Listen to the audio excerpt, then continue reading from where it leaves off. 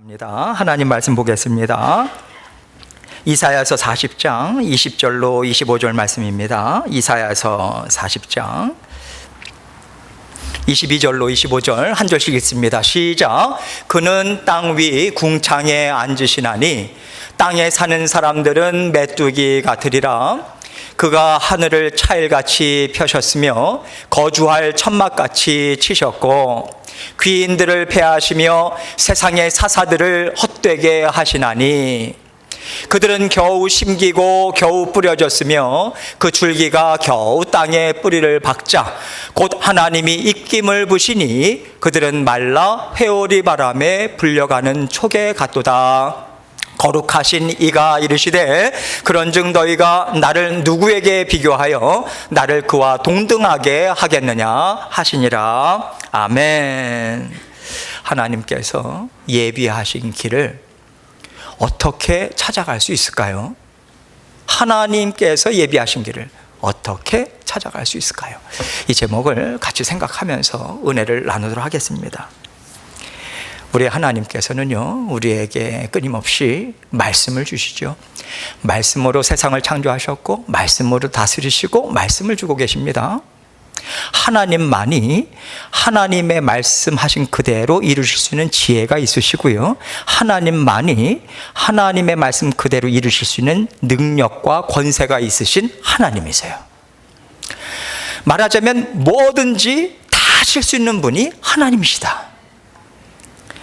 사실 우리는요, 그런데 우리가 그 전능하신 하나님의 그 자녀로 삶에도 불구하고 우리는 하나님을 온전히 전폭적으로 사실은 믿지 못하는 삶을 살아가요. 왜 그럴까? 여러 가지 이유가 있겠지만 대부분 차지하는 그 이유는요, 우리가요, 하나님이 나를 얼마나 사랑하시는가, 그거를 믿지 못합니다. 하나님께서 나에게 얼마나 관심을 가지고 나를 주목해 보시는가, 이게 잘 안 믿어지는 거예요, 우리가. 그래서 온전히 하나님의 말씀 또한 우리가 믿지를 못해요. 그러니까 전능하신 하나님을 두고도 자꾸만 다른 방법, 다른 수단을 우리는 자꾸만 끌어당깁니다. 여러분, 만약에 한번 이걸 생각해 보세요. 회사 생활 하신 분들 잘 아실 테니까 쉽게 이해가 되실 거예요. 회사에 들어갔는데요, 정말 그 나를 어떤 한 자리에, 그 자리에 세울 수 있는 그러한 힘도 있어요. 영향력도 있는 그러한 사람이 나를 너무 좋아하는 거예요. 그리고 나를 자꾸만 주목해서 생각하고요, 나만 생각해요. 그러면요, 우리가 어떻게 하겠습니까? 그 사람과의 관계에서 그 사람이 얘기하는 말이면 우리가 다 듣지 않겠습니까? 그 사람이 하는 일이나 그것을 정말 이렇게 선한 마음으로, 정말 기쁜 마음으로 우리는 받을 거예요. 여러분, 하나님께서는요, 그래서 그 하나님의 생각, 하나님의 관심이 늘 우리에게 있다. 하나님은 말씀으로 우리에게 알려주시죠. 그뿐만이 아닙니다. 하나님께서 말씀하신 대로 하나님이 행하시는 분이시다. 그것을 우리는 삶의 현장 가운데서 우리는 맛봐요. 말씀 플러스 삶의 현장에서 우리를 증거해 주십니다. 계속해서 지금까지 여러분들께서 예수님을 믿고 난 이후에 지금까지 오랜 세월을 지나오셨겠지만 또 짧은 시간이라 할지라도 하나님의 살아계심을 다 체험하는 것이 하나님의 자녀들의 특권이거든요. 우리는 그거 봐왔어요. 그런데 우리는요, 하나님이 어떤 것을 이렇게 보여주시면 우리가 하나님을 사랑하는 것 같고, 또 어떤 것을 저것을 딱 보여주시면 우리가 그래도 하나님을 믿는 것 같다가도 우리는 한순간에 언제 그랬냐는 듯이 우리가 다른 마음을 품어요. 다른 믿음을 우리는 가져와요. 하나님이 아닌 다른 대상에 대한 믿음이요. 이것을 잘 아시기 때문에 하나님께서 예수 그리스도를 주시고 우리에게 큰 선물로 주신 게 성령 하나님이십니다. 성령 하나님을 우리 가운데 어디에다 두셨어요? 우리 마음에 두셨어요. 각 사람의 마음에. 하나님은 한번 들어오시고 떠나신다고요? 안 떠나신다고요? 안 떠나신다는 거예요. 변함없는 하나님이시라는 거예요. 우리의 마음과 생각, 우리가 스스로 이 마음 가져야지, 이 생각 가져야지 하는 대로 가지게 됩니까? 하나님이 붙잡아 주셔야 마음도 생각도 하나님 앞에서 제대로 붙잡고 살아갈 수 있는 거예요. 그래서 마음 한복판에 딱 새겨주신 거예요. 성령 하나님을 어느 누구도 빼앗아가지 못하도록. 그래서 우리가요, 우리를 구원하신 예수 그리스도를 건너뛰고 하나님을 믿을 수 없어요. 우리를 구원하신 예수 그리스도를 건너뛰고 우리는 하나님을 신뢰할 수 없어요. 그래서 언제나 우리 입에 주님, 우리 예수님밖에 없어요. 예수님 도와주세요. 주님 도와주세요. 주님 함께 해주세요. 이걸 끊임없이 우리는 계속해서 되뇌이면서 성령 하나님을 의지하고, 작은 일, 작은 일이라고 얘기하고 싶지 않아요. 대체로 보면 작은 일이 큰 일이 되더라고요. 작은 일, 큰 일 없어요. 하나님께 올려드릴 수밖에 없다, 우리는. 그래서 계속해서 도움을 구해야 합니다. 하나님께서 예수 그리스도를 여러분과 저에게 주신 이유는 다른 이유 없어요. 영원토록 잘 살아가는 삶을 함께 살아가자, 그거밖에 없어요. 뭐 하나님께서 뭐가 부족해서, 우리를 통해서 뭐 우리를 좀 받을 게 있어서, 그렇지 않아요. 온 우주 만물의 주인이신데 그냥 하나님 마음은 딱 한 가지밖에 없어요. 우리 너무 사랑하니까 잘 살면 좋겠는 거예요. 너무 사랑해서. 뭐 하나님께서 우리 옥죄고 말입니다. 내가 얘기한 대로 하나하나 어느 조직신학자가 하나님에 대한 그 별명을 붙였잖아요. 하늘의 경찰관이라고. 뭐 잘못하면 하여튼 요거만 하나 걸려봐라, 마치 그런 하나님이라고. 아니거든요. 하나님과 우리 하나 되게 하신 것, 하나님께서 복과 은혜를 끊임없이 너에게 주고 싶다, 그겁니다. 그래서 예수를 통해서 뗄래야 뗄 수 없는 관계를 하나님께서 만들어 주신 거예요. 하나님께서 열어주시는 길만이, 그 길만이 생명의 길입니다. 두 가지 길밖에 없어요. 생명의 길, 사망의 길. 중간 길 없습니다. 생명의 길이 열려요. 진정한 만족의 길이요, 참 가치 있는 인생의 길이요, 하나님이 주시는 길이요. 그걸 알고 살아가는 자녀들이 하나님의 자녀들이에요. 그 길을 주시는 분이 누구십니까? 엄청나게 크신 하나님이라는 거예요. 우리의 상상을 뛰어넘는, 오늘 그 얘기하고 있는 거예요. 우리가 믿는 하나님이 누구냐?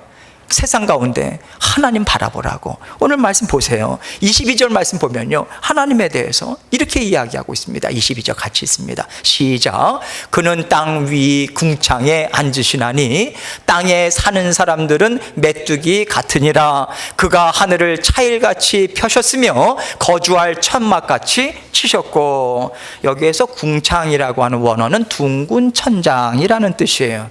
고대인들이 볼 때는요, 하늘이 마치 땅 위에 둥근 천장처럼, 돔처럼 그렇게 딱 펼쳐져 있다, 그렇게 눈에 그렇게 보이니까 그렇게밖에 얘기할 수 없죠. 그런데 여러분, 그 다른 성경 번역에서는 이것을 궁창이라고 번역하지 않고 하늘이라고 번역을 했습니다. 단지 우리 눈에 보이는 하늘뿐이겠습니까? 우주까지 다 포함된 개념이죠. 제가 이 말씀을 준비하면서 그 하늘, 그 은하계 숫자가 도대체 우주에 얼마나 될까? 여기에서 얘기 안 할게요. 찾아보세요. 이게 감이 안 와요. 감이. 정말 이게 그 말로 표현할 수 없는 그 광대하신 하나님. 아직까지도 우주는요, 사람이 지혜나 지식으로 닿을 수 없는 신비로운 영역입니다. 바다도 그렇죠. 어떤 분들은 학자들마다 다릅니다. 우린 바다를 잘 안다고 생각해요. 몇 프로나 알 것 같습니까? 1%에서 10%예요. 10%는 정말 과장되게 그랬다고 이야기합니다. 1%라고 이야기하는 분들도 많아요. 그러니까 아는 겁니까? 모르는 겁니까? 모른다라고 하는 거예요. 여러분, 하나님께서 그 엄청난 하늘, 우주, 그런데 그것을 무엇이라고 표현하셨냐면 땅 위 하늘 궁창에 앉으시나니, 이렇게 이야기합니다. 뉘앙스는 뭐냐면 하나님께서 우주를 앉으시는데 마치 조그마한 간이 의자에 딱 앉으시는 거죠. 그만큼 하나님은 광대하신 분이다, 엄청나게 크신 분이다. 지금 그 얘기를 하고 있는 거예요. 사람의 상상을 뛰어넘는 하나님이 우리가 믿는 하나님이시다. 놀라고 큰 하나님이시다. 그 얘기하고 있는 거고요. 그러니 여러분 생각해 보세요. 하나님께서 사람을 보실 때 어떠하실까? 이 땅 위에 뭐라고 표현했습니까? 메뚜기 같으니라. 여러분, 그 메뚜기라고 하는 표현은 뭐 크기가 그만큼 작다, 사실은 먼지만큼도 못하지 않습니까? 우리가 크기로 따지자면. 그런데 지금 여기에서는 아주 보잘것없는 존재다, 하나님에 비해서는. 그런데 하나님만 우리를 메뚜기와 같다 그렇게 보시는 게 아니라 사람도 자기 자신을 향해서 메뚜기와 같다라고 표현한 때가 있었죠. 민수기를 보면 이제 정탐꾼들을 보냈단 말이에요. 이 사람들이 야 하나님께서 이제 정탐하러 이제 그 가나안 땅을 주셨다 해서 정탐해서 딱 들어갔는데 이게 웬걸? 거기 표현을 따자면 장대와 같은 사람들, 그리고 그 요새도요 아주 철옹성, 아주 거인족들만 살더라. 그리고 고대 시대의 가나안 족속들은요 정말 싸움을 잘했던 족속들이거든요. 그러니까 이스라엘 백성들은요 이건 싸워볼 상대가 안 되는 거예요. 완전히 주눅이 완전히 들어보입니다. 그래서 뭐라고 얘기합니까? 갔다 온 정탐꾼들 중에 여호수아와 갈렙만 빼고 나머지 정탐꾼들이 그들이 보기에 우리는 메뚜기와 같을 것이다 라고 이야기할 뿐만 아니라 그들 스스로 우리를 볼 때도 메뚜기와 같더라 그렇게 이야기합니다. 그만큼 우리가 감히 견줄 수 없는 상대라고 이야기하는 것으로 지금 이야기를 하고 있는 거예요. 하나님은 그만큼 높으신 하나님입니다. 그 하나님이 어떻게 하셨다고요? 광대하심과 높으신 하나님을 더 강조해서 뭐라고 이야기하냐면 그가 하늘을요 차일같이 펴셨대요. 차일은 얇은 천을 얘기합니다. 그리고 거주할 천막같이 치셨대요. 여러분 우리가 음식을 먹기 위해서 아니면 뭐 이렇게 덮을 때 얇은 천 있잖아요. 그거 여러분 어렵습니까? 낑낑 매고 합니까? 아니죠. 휙 하죠. 너무 쉬운 거예요. 하나님께서 온 우주를 펼치시는데 하나님께서는 얇은 천 하나 펼치시고 거두실 때 거두시고 말입니다. 천막도 마찬가지죠. 땅 위에서 하나님께서 거두시고 치는 거는 아무 문제도 아니다. 지금 그 이야기하고 있어요. 우리는 온 세상을 바라보면서 때로는 눌리기도 하고 세상이 두렵기도 하고 그러는데요, 하나님 앞에서는 nothing이다. 그러니 여기에서 귀인들, 지도자들 이제 23절 말씀을 보면요, 귀인들이 나오고 이제 사사들, 통치자들을 얘기합니다. 그들을 뭐라고 이야기하고 있는가? 메뚜기와 같은 존재들인데 이들을 뭐라고 이야기하면 23절 같이 말씀을 읽도록 하겠습니다. 23절 시작. 귀인들을 패하시며 세상의 사사들을 헛되게 하시나니. 여기 귀인들, 세상의 사사들, 여러분들께서 이 세상에 지금 사시는 동안 그 사람은 정말 똑똑한 사람이야, 그 사람은 능력 있는 사람이야, 대단한 사람이야, 생각할 수 있는 사람들 다 떠올려 보세요. 하나님께서는요 그들을 세우기도 하시고 패하기도 하시다. 하나님께서 그냥 말씀 한마디면 사람은요 아무리 애를 써도 자신의 인생을 개척할 수 있는 사람들이 없습니다. 아니에요. 피조물이라고 하는 한계가 거기 있는 거거든요. 아무리 용을 쓰고 애를 쓰고, 아니 내 마음조차도, 내 건강조차도 우리는 책임질 수 없는 사람들이에요. 그래서 그 당시에 이스라엘 백성들, 지금 이사야가 이 말씀을 전할 때 아마 남유다 백성들은요 금방 와닿았을걸요. 왜 그렇습니까? 북이스라엘이 망했잖아요. 북이스라엘이 망한 이후에 하나님께서 이 말씀을 지금 계속해서 주고 계시는 거죠. 정신 차려. 북이스라엘은요 10지파예요. 남유다는요 2지파예요. 베냐민과 유다. 자, 비교해 봤을 때 이스라엘, 북이스라엘이 훨씬 강성했습니다. 근데 아수르 제국에서 완전히 망하잖아요. 아수르 제국뿐입니까? 바벨론 제국뿐이겠습니까? 헬라 제국뿐이겠습니까? 페르시아 제국뿐이겠습니까? 하나님 앞에서는 아무것도 아니라는 거예요. 역사의 주관자가 하나님이십니다. 이 북이스라엘의 왕족들, 그야말로 전략, 지략가들 다 죽임을 당하거나 끌려갔잖아요. 여러분, 이것을요 24절 말씀 이어지는 말씀 보면 아주 생동감 있게 하나님께서 어떠한 분이신가 이렇게 이야기합니다. 24절 같이 읽습니다. 시작. 그들은 겨우 심기고 겨우 뿌려졌으며 그 줄기가 겨우 땅에 뿌리를 박자 곧 하나님이 입김을 부시니 그들은 말라 회오리 바람에 불려가는 초계 같도다. 마른 풀 하나만도 못하다는 거예요. 우리가 생각할 때는요 우리가 뛰어난 사람들을 세운다고 생각합니다. 그래서 우리가 투표해서 저 사람 세워야지, 그래서 저 사람 세워지면 그래도 우리 잘 먹고 잘 살게 해주겠지. 그래서 우리가 세운다고 생각해요. 누가 세웁니까? 하나님이세요. 누가 허물어뜨립니까? 하나님이 허물어뜨리세요. 세상의 주관자는 하나님이세요.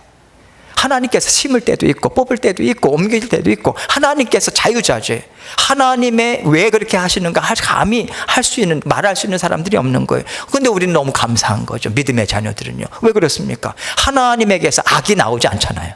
우리 그거 알잖아요. 어떤 식으로 하든 하나님께서 나를 위한 일이라면 선한 일이다. 우린 그거 믿잖아요. 안심할 수 있는 거죠. 하나님께서 입김을 한번 부시면 회오리 바람이 한번 쳤을 때 그 안에 남아있는 것이 없이 다 쓸려가듯이 세상 역사가 그러하다는 것입니다. 우리는 아마도 예수님께서 다시 오실 때 우리는 그걸 보게 될 것이고요. 아마도 우리가 하나님 앞에 설 때 그 모든 궁금증들이 다 풀리게 될 거예요. 이건 사실입니다. 이 땅의 역사가 그렇게 나타난다는 거예요. 만약에 이런 이야기를 한다고 했을 때 사람들이 어떻게 받아들일까? 무슨 소설도 아니고 말이야. 요즘 AI 시대야. 이게 무슨 소설 쓰는 것도 아니고 이게 말이나 되냐. 지금 어떤 시대인데 생각할 수 있겠죠. 예, 맞아요. 남유다 백성들도 그랬어요. 그래서 하나님께로 돌아오지 않잖아요. 그렇죠? 하나님께서 그렇게 하실 수 있는 분이라고 하는데 무슨 소설을 쓰냐, 그런 마음이었거든요. 안 믿었어요. 오히려 우상들이, 강대국들이 더 믿음직스러운 거죠. 이 얘기는요, 고대 시대에 사람들이 과학도 발달되기 전이니까 우주도 잘 모르고 바다도 잘 모르고 다 모르니까 뭘 몰라서 그렇지, 지식이 쌓이지 않아서 그렇지, 그게 아니라는 거예요. 태생부터가 사람은 교만하더라, 이겁니다. 태생부터 교만한 거예요.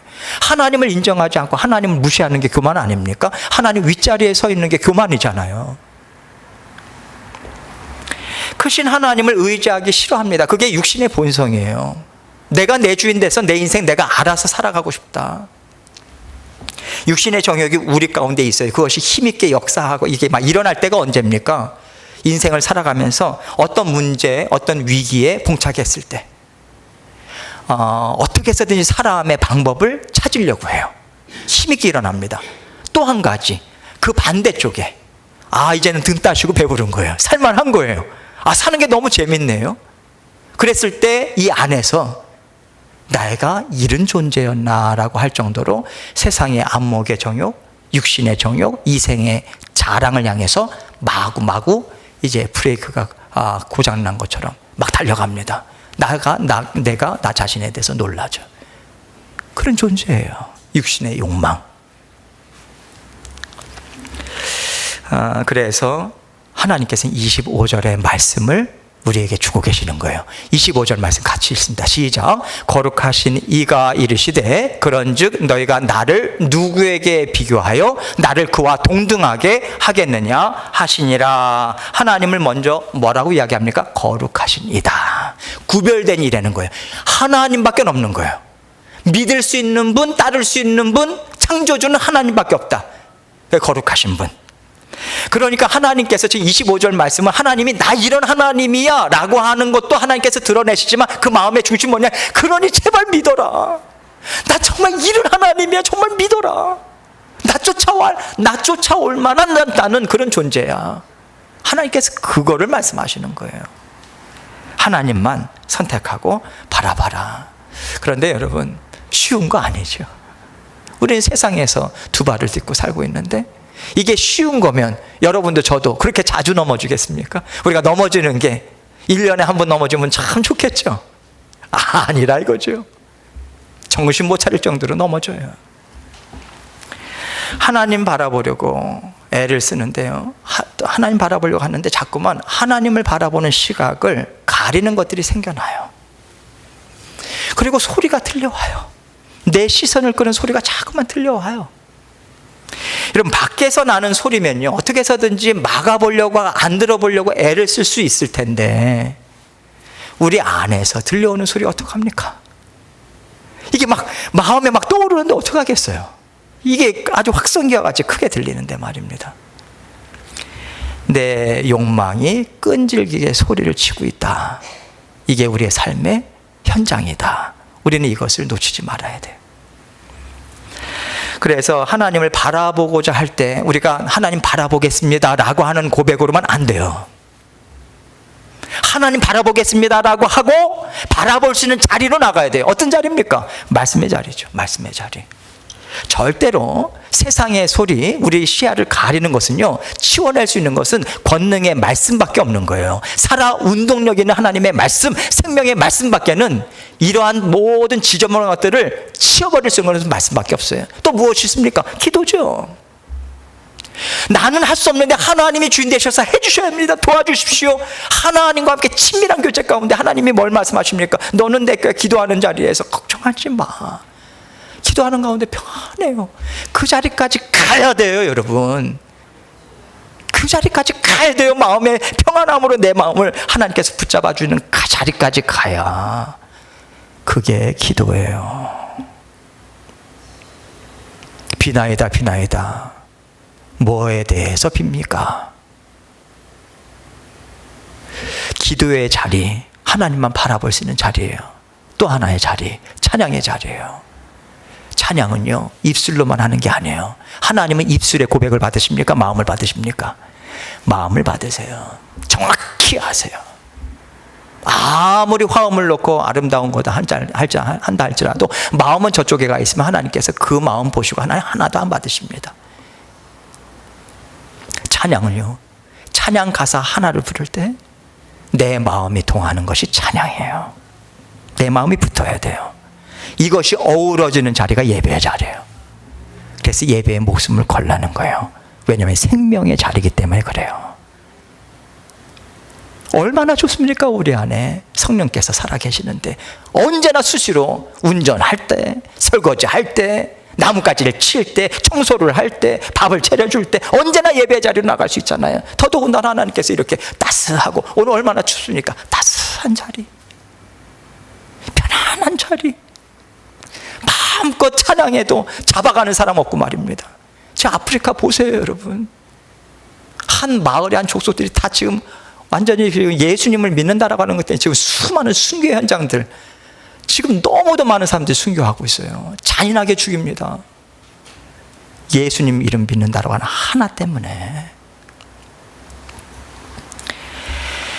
우리 하나님만을 바라보는 자리로 나아가고요. 우리 안에서 자꾸만 들려오는 것들을, 소리를 잠재울 때에 우리가 하나님의 음성을 들을 수 있어요. 세미한 음성을 들어야 합니다. 그래야 살아요. 살 길은 거기에서 나오는 거예요. 온갖 내 마음에서 솟아오르는 더러운 것들 씻어낼 수 있는 것은 말씀의 자리, 예배의 자리밖에 없어요. 하나님께서 사랑하는 자녀들에게 반드시 그 길을 주십니다. 예외 없어요. 반드시 주세요. 하나님 앞에 꿇어 엎드려서 나아갈 수 있는 정말 큰 은혜죠. 그 길을 걸어가야 돼요. 세미한 음성 듣고 쫓아가셔야 됩니다. 왜 그렇게 중요합니까? 이스라엘 백성들 보세요, 여러분. 가나안 땅에 들어갔어요. 하나님 약속시키셨습니다. 그러면 가나안 땅에 들어가서 그들이 이제는 다 이루었다라고, 다 됐다, 득다시고 배부르게 사는 그 현장이 벌어졌습니까? 아니요. 하나님 뭐라고 말씀하셨습니까? 이방 족속들, 이방 민족을 떼쫓아내는 거예요. 그 땅에 깊이 박혀있는 죄된 관습들, 습관들, 정신들, 문화 다 뽑아내라. 하나님의 말씀으로 하나님의 정신이 되고 하나님의 자녀들의 습관이 되고 삶의 형태가 되도록 너희들이 살아내야 된다. 그런 하나님의 나라를 만들어야 된다. 하나님께서 그거 주셨어요. 세미한 음성으로 주셨죠. 그것도 듣고 쫓아가지 못했을 때 열매 받아 누리지 못했습니다. 적과 꿀이 흐르는 땅은 하나님 말씀에 순종하고 나갈 때만 우리에게 주어지는 적과 꿀이 흐르는 땅인 거예요. 이게 하나님의 일하시는 원리예요. 원리라고 하는 것은 하나님께서 정해 놓으셨다는 겁니다. 하나님이 정하신 거예요. 하나님의 세미한 음성, 하나님께서 그 길을 예비하시고 우리의 길을 인도하고 계세요. 여호와 이레, 준비해 주시는, 예비하시는 하나님. 우리가 내년을 바라보면서 어떤 마음을 갖고 계신지 여러분 각자가 다 다르겠지만 소망과 기대감을 가지세요. 이미 하나님께서 예비하시고 우리를 그 길로 인도하고 계시는 거예요. 하나님께서 그 길이 있다고. 그런데 우리가 볼 때는요, 좁은 길이죠. 예배의 자리, 말씀의 자리, 기도의 자리 쉽게 나가게 됩니까? 그래서 좁은 자리예요. 지금부터 준비가 돼야 내년을 힘있게 시작할 수 있어요. 1월 1일부터 준비 시작하면요 힘있게 시작 못합니다. 지금부터 마음을 딱 정하세요. 하나님께서 예비하신 길, 준비하신 길, 하나님께서 지금 이 말씀을 통해서 세미한 음성이 있다. 태균아, 세상의 소리 지금 크게 들려오지. 이거 누려라 저거 누려라 하는 소리 들려오지. 하나님께 나아가라고 하는 세미한 음성 듣고 쫓아오라고 하는 하나님의 말씀이 동일하게 우리에게 들리는 거예요. 그 소리 듣고 길을 따라가야 돼요. 하나님께서 우리 모두를 부르셨어요. 한 사람 한 사람. 그래서 우리는 함께 그 부르심에 응답하고 가야 돼요. 같이 가야 돼요. 그 기회 놓치고 싶지 않아요. 여러분과 제가 그 길 가야죠. 뿐만 아니라 그 길에서 반드시 열매 있습니다. 하나님이 주시는 복과 은혜가 반드시 있어요. 하나님이 인도하시고 예비하신 길에는 반드시 우리를 하나님께서 선한 길로 인도하시는 하나님의 뜻이 있습니다. 그 길이 우리에게 펼쳐질 것이다. 하나님의 길은 다른 데서 찾는 게 아니에요. 하나님 앞에서 세밀한 음성에 우리의 마음을 쏟고 찾아감으로 하나님의 길을 찾을 때 그 길은 하나님께서 우리와 함께 힘있게 동행하시는 길이에요. 하나님께서 이미 내년도도 예비하시고 우리를 이끌어 주실 것입니다. 그 믿음 가지고 힘있게 전진해 가시는 저와 여러분이 되시기를 주님의 이름으로 축원합니다. 함께 기도합니다.